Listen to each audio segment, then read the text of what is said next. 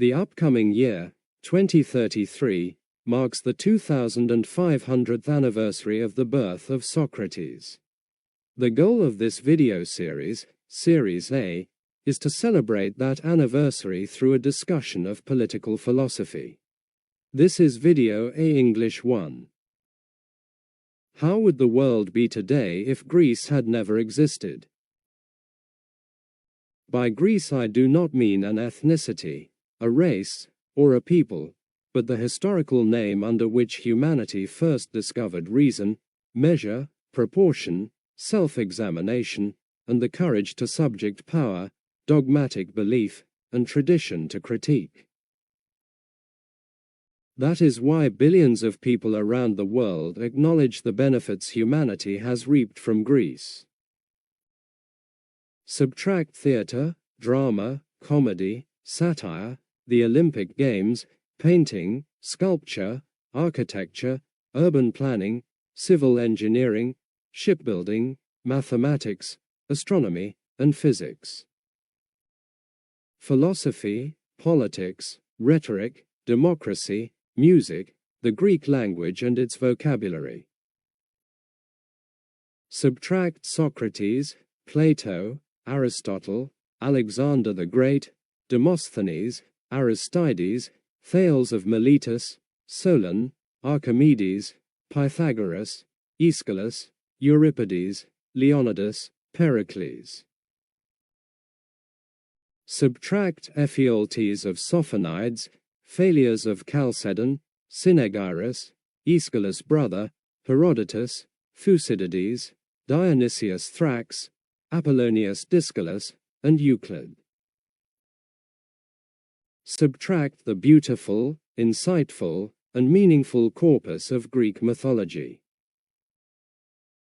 Subtract Homer, Eratosthenes, Anaximander, Heraclitus, Parmenides, Empedocles, Anaxagoras, Leucippus, Democritus, and thousands of others, not hundreds, thousands of others of equal stature.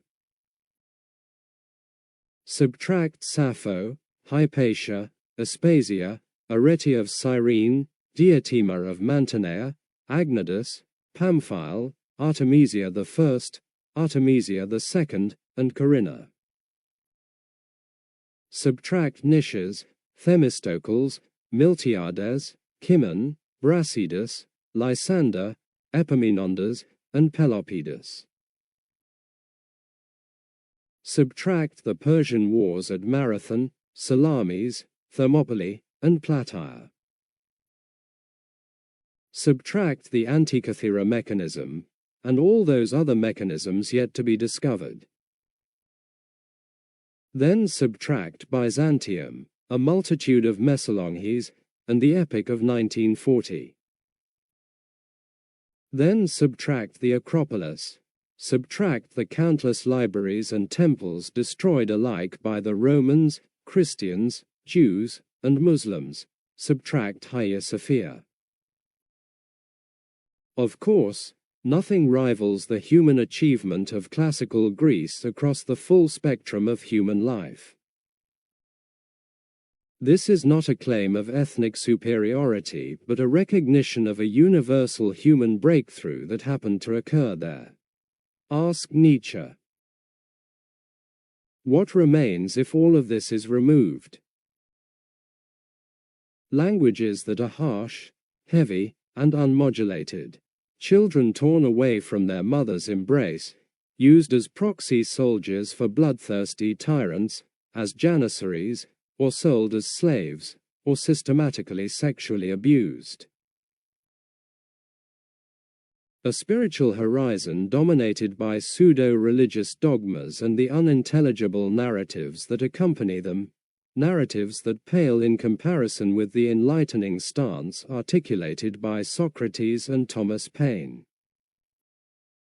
Social orders governed by repression, violence, destruction, sexual coercion, and enslavement, societies ruled by force rather than reason. We would live in a world where Ottoman vampires would still pass as Ottoman empires, a most terrible consequence. Such regimes persist today, yet have they not been profoundly diluted by the Greek inheritance, that is, by the diffusion of that original human discovery. Imagine if the thin solvent against callousness called grease had never existed. Imagine how viscous our collective mentality would be, impeding the circulation of knowledge, much as it still does in certain parts of the world today. Yes, of course, the Greeks also committed atrocities. There was the massacre of the Melians, carried out by Athens under the command of Cleomedes and Theseus, and there was the massacre of Jews under Antiochus IV Epiphanes, Greek by culture and dynasty, but not in the classical polis sense. But then again, all peoples of the time kept slaves and committed unspoken atrocities. The difference is that, on the positive side, they have very little to show. Now, Socrates is always relevant because, unfortunately, the demand for reason is always huge and its supply always too little. Socratic thinking, that is dialectical thinking, is the antidote to the sweeping problems humanity faces today. Corruption,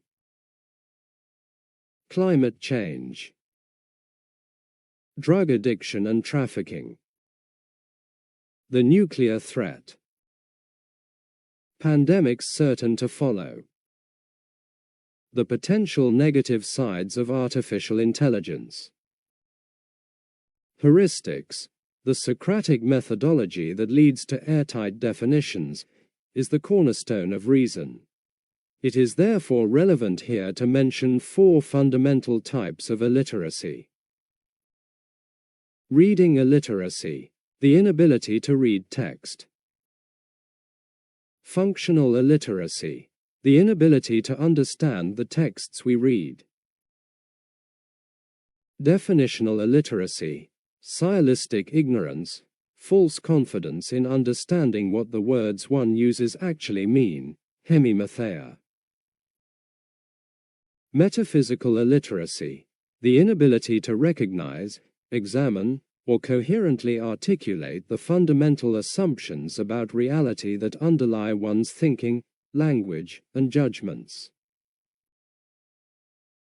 For purposes of illustration, let us examine 3 concepts. High treason, communism, democracy. To be continued on video ANG 2.